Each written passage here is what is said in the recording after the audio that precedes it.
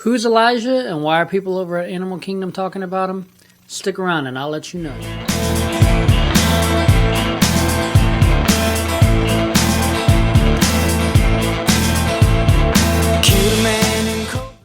Hey folks, welcome to the Down the Road Travel Channel. My name's Will Van Winkle. Back in 2023, I think it was October of 2023, an okapi was born at Disney's Animal Kingdom theme park. This elusive animal is an endangered species. It's the 14th birth of an okapi at Animal Kingdom and the first since 2012.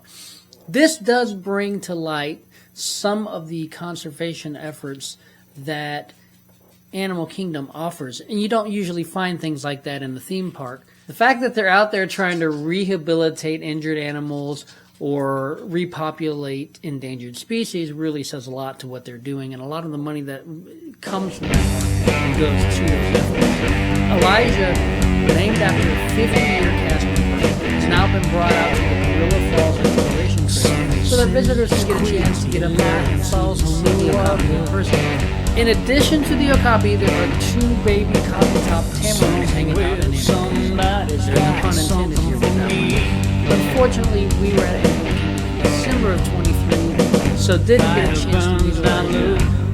So I'm confident in Christmas of 24 when we go, we'll include a walk through the Gorilla Falls Exploration Trail. Now, our trip to Animal Kingdom did not start off as planned. The first bus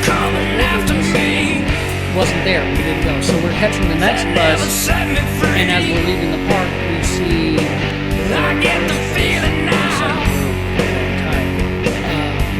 so we missed our early park entry, and this is almost blasphemous by Disney standards. I'm sure we could have gone to guest services. We could have attempted to get a voucher for an individual lightning or something for our trouble. These things happen, and to be 100% honest, it's not Disney's fault. We probably would have spent more time standing in line trying to get something to accommodate us than if we just joined the masses and headed out to the rush. We probably had 5 minutes left on the entry. Really, by the time we got up to where there was entry, there just wasn't anything to do anything. So we understand that you need a plan. We also understand that you need to be flexible with it. Because rides break down, transportation can have issues. We used to miss the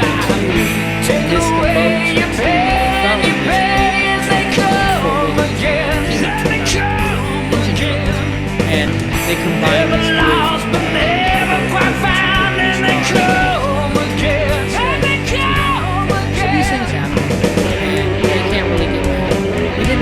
much, but by the time we got over to this trip, all the early park entry, 2-hour wait time existed. Disney tended to overestimate these waits, but 2-hour probably means like 90 minutes.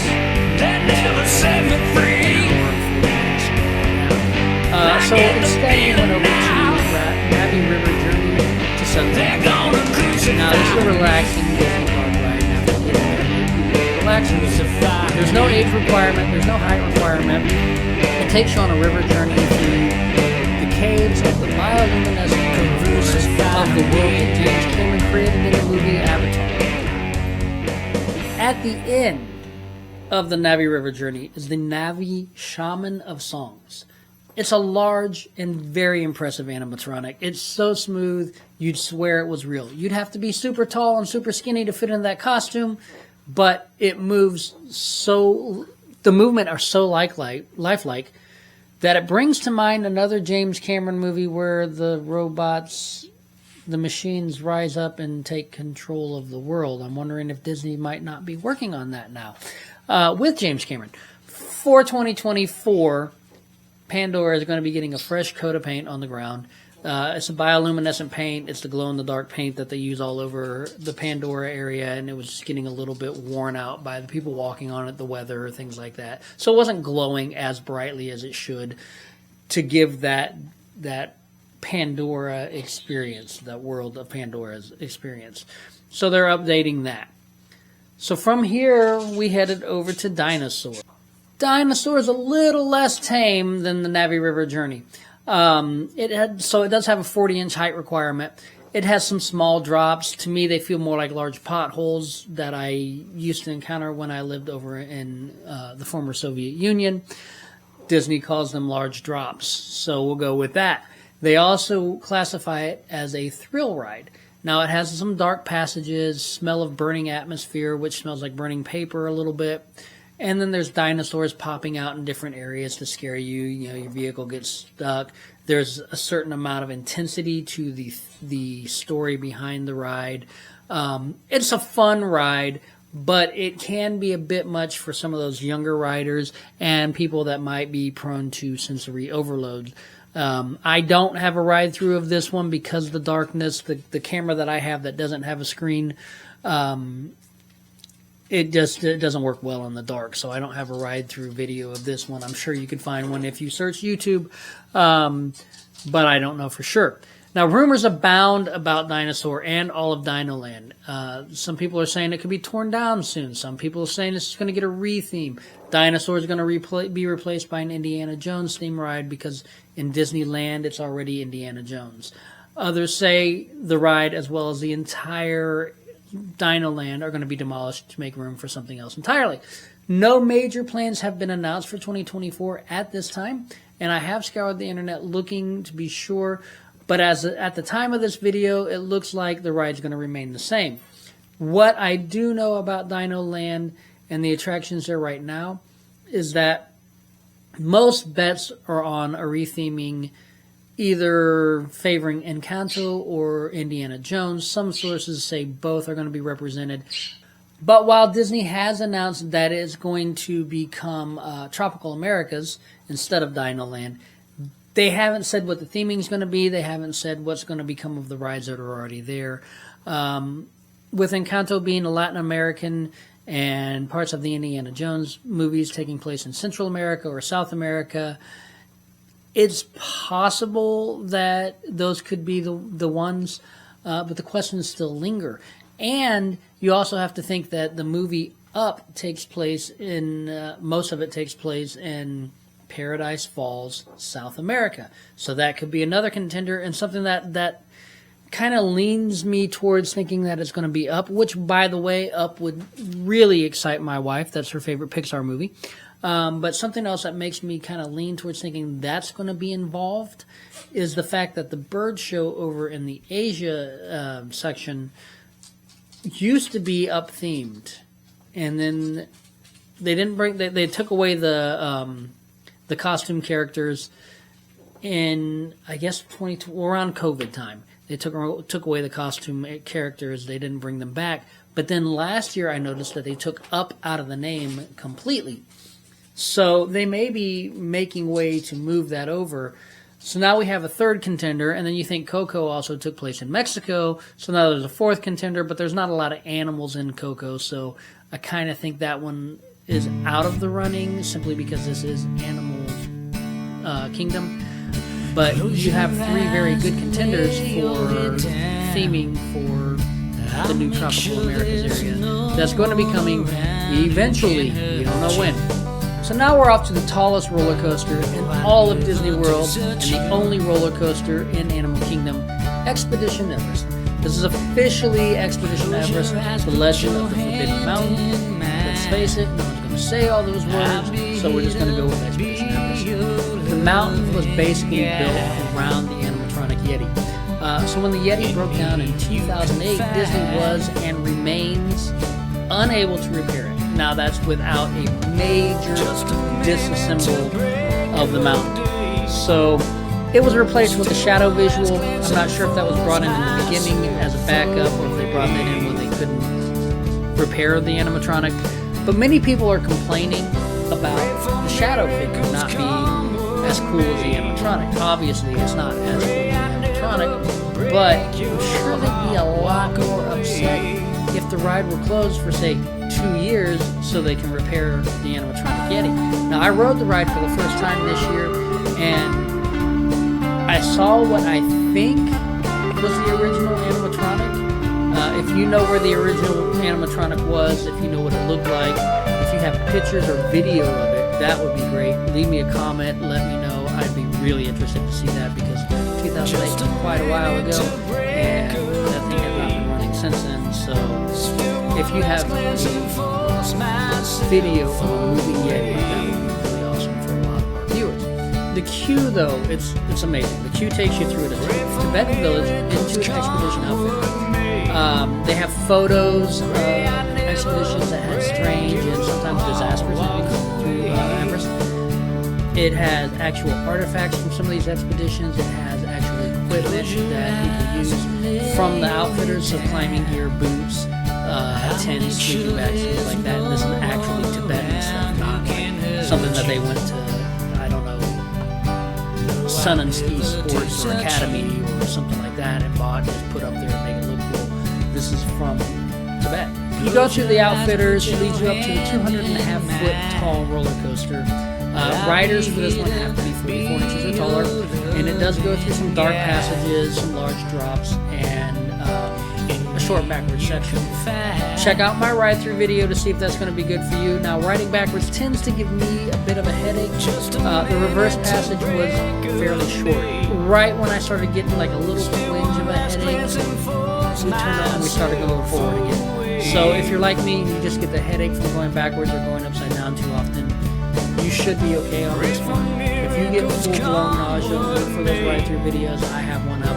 Now, the way the ride is situated, there's a couple shots where you see just the back of the seat in front of me, but I did my best to kind of get the whole experience. And there are, I'm sure, some ride-through videos from so make sure you check those out if you get full-blown motion sickness, and make sure it's something for you or for the riders that are going with you. If you got someone that just now meets the height requirement, check out those ride-through videos and see if it's something that the kid is going to be able to get through without getting too uncomfortable. While in Asia, we walked past Kali River Rapids. We decided to skip this one. Now, the day before, it was 70-some-odd degrees as the high. The day we went to Animal Kingdom, the temperature had dropped. It dropped from the 70s to about 43, I think, while we were there. And that was the high for the day. So, you know, we're bundled up. We're not wanting to get wet. So we stayed off of Kali River Rapids. Now I'm hearing that the signs are covered. This is leading to some speculation that the ride may be getting a makeover or getting closed or whatever. I'll say this, Disney tends to close these rides in January, February, in the winter, for inspection and replacement of the wooden parts, for inspection and refurbishment of the metal parts, maybe throw a fresh coat of paint on things. That way it's good to go for spring and summer. Now, there's no major construction permits planned for Disney for Animal Kingdom for 2024. So I'm going to assume, based on that fact and that fact alone, that it's just the yearly maintenance and not a re-theme. So, you know, they're probably just doing the annual maintenance. I don't have a press pass. I don't get to go to the Disney conferences. I'm just a guy who's going on vacation that has a camera that likes to share information and try to help other people out. So I'm not privy to that information, and if anything is going on, check out those Disney vloggers. They're at the parks every day, and they're going to have way more up-to-date information than what I'm going to have. Of course, what would a trip to Animal Kingdom be without going to the Harambe Reserve? So we hit the Kilimanjaro Safari. Now, this is another ride with no age or height requirement, but you must remain seated while your safari vehicle is in motion. We had several kids and a couple of adults actually standing up and trying to get a look at the animals, craning their heads to see over things. So we had to stop multiple times to get them back down. And the ride is unpredictable as is. So when you have the guests on the ride that are causing commotion as well, it becomes very difficult to navigate how long you're going to be on that ride. And, you know, if you have advanced dining reservations or something like that, you probably don't want to go on this ride right before those dining reservations, because if you're too close to your dining window, you may miss it because you don't know how long the ride's going to take. Now, this is modeled on the real Harambe Wildlife Reserve in East Africa. And the safari takes up about 20% of the entire Animal Kingdom theme park. There are 30 species occupying 110 acres. And these are, as I said, real animals, so every safari trip will be different. We find the best times to see the animals are going to be in the morning or in the evenings. And they do have signs posted saying what time the queue is going to close for the day. This is based on the predicted sunset time. However, it's generally speaking about an hour before the park closes. And you can also keep track of that on your My Disney Experience app on your phone. But keep an eye on that. Now, if you have to go in the middle of the day, I'll say this. It's not the worst thing that could ever happen to you. You'll still see the animals, but if it's in the summertime, you may only see the animals laying down, because if it gets too hot, they're not going to move a lot. So they're way more active in the morning and the evenings. So those seem to be a little bit better times to be going. From here, we went over, we grabbed lunch. We ate at Yak and Yeti's quick service. You can get the same fried rice that you get at the sit-down restaurant and it's about the same portion, to be honest. It costs a little bit less. The food there is great. I mean, they had, I think, 5 or 6 entrees, so there's not a huge choice when you go there. I had the honey chicken. A couple people had fried rice. I mean, the food is really good there. They have more options at the sit-down restaurant, but you don't necessarily need to go there. We've also eaten over at Flame Tree Barbecue before. Flame Tree Barbecue has plenty of seating out behind there, and it overlooks the waterway. The water canals where they have those the floating cavalcades, I think they're called, with the characters on them and all that, and they'll wave to you, and you can wave back. And the barbecue is really good. So you don't need an advanced dining reservation at Animal Kingdom to have a decent meal. You just need to kind of look for what you like and what your party likes, and plan ahead, because middle of lunchtime, everybody's hungry, everybody's going to be eating. It's going to be hard to find a seat, but a little bit before, a little bit after, you should be fine. Oddly enough, at Animal Kingdom, you can meet Moana. Now, I say oddly enough, I understand that Moana has a lot of conservation.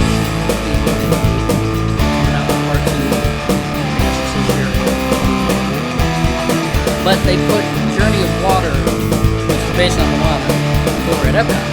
So now you have another instance of Disney having certain characters in parks. Now I understand Mickey, Donald, Goofy, Daisy, Minnie, Pluto, they're the core characters. They're going to be everywhere. That perfect, there's no land specifically. I feel like I would drown in the screams I heard were only illusions of sound.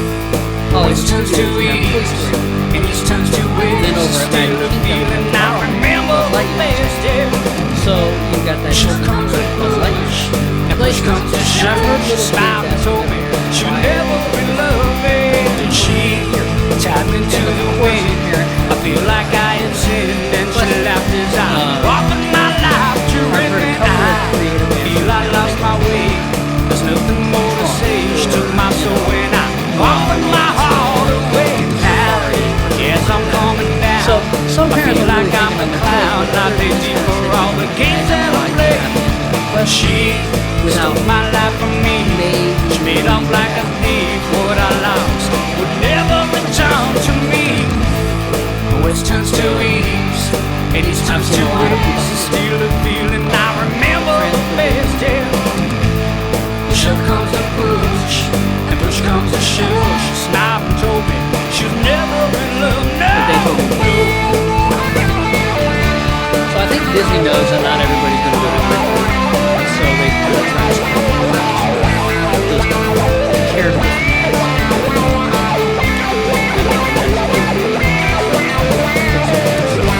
This ain't the first time, it ain't the last. She said to me in a dream.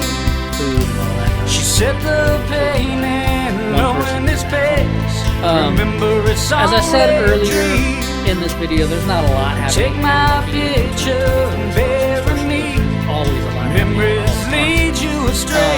I will say, it's tough to be a bug. It's going to be eventually replaced by Zootopia show. You can try, but there's just no way. According to announcements, but they West turns to east, east turns to west. Still a feeling I remember the best. Yeah. but Sure comes a it's very much push, and push comes to shove. She smiled and told me that you never some will people love. are No, no. West turns to east, and east turns to west. But Still a it's a feeling fun I show. remember the best day. It's worth it. Sure comes a push, and push comes to We go in shove. December, Smiled and told me Tokyo that you Park. never will love. No, no, no, no. Information.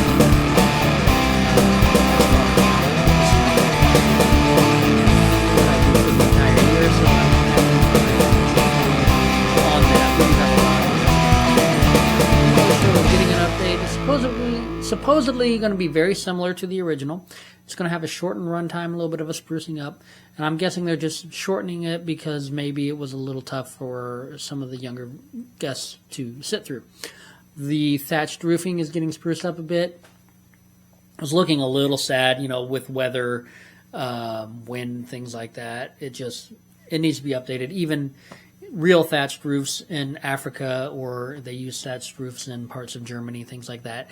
Usually they have to update those every couple years. They have to add a new layer of thatching so that it remains, waterproof. I don't know if these are actually waterproof, if there's something under the thatching. I do know that they brought in actual workers from a village in Africa to do that, and then they had some minor issues with OSHA because of the way they did the work. I don't know if the update to the thatching is being done the same way or if they're doing it in a more modern, more OSHA-approved way, but they're updating that. So next time we go there, it'll look full and fresh again.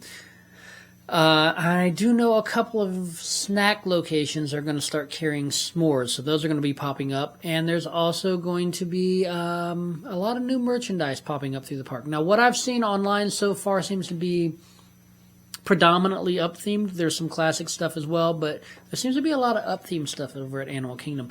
And that kind of leads me to think that Tropical Americas is going to have something to do with the Pixar movie as well. So now we're ending our day at Animal Kingdom. And we decided we're going to check Flight of the Banshee one more time. At this time, it's a 3.5-hour wait. As I said, Disney does overestimate those times, but not that much. So we decided it wasn't going to be worth the wait. We skipped it and decided to head back to the fort and prepare to hop on over to Magic Kingdom. After some deliberation, walking back towards the buses, 2 people decided to go directly to Magic Kingdom, 1 back to Fort Wilderness, and then Dana and I decided we wanted to keep with the animal theming, and we went to go check out Animal Kingdom Lodge. So we get in, we arrive, we go in through the gift shop. The gift shop has African trinkets, it has standard Disney souvenirs that you can find at the parks, at all the hotels, at World of Disney, and then those unique items that are specific to Animal Kingdom Lodge. The hotel itself, the lobby, it's huge. It's very well themed. A lot of dark wood, almost. It gives you a little bit of a elegant wildlife kind of a feel to it. So it's kind of contradictory, but in a good way. So then we walk through the lobby. We go out to the deck to where you can view the animals. We saw giraffe. We saw zebra. I think we saw warthogs. There's several animals out there. Discovered the hotel's kind of a horseshoe shape, and a lot of the rooms overlook the home to some 200 animals. Imagine waking up in the morning, opening your curtains, and there's a giraffe eating from the tree right outside your hotel. That would be an amazing and very unique experience that I don't think you could get anywhere in America. Probably the only place in the world that you will get that would be Africa. And I don't know how many hotels they have that are multi-story where you could see that happening. We also noticed something odd as we're coming back in.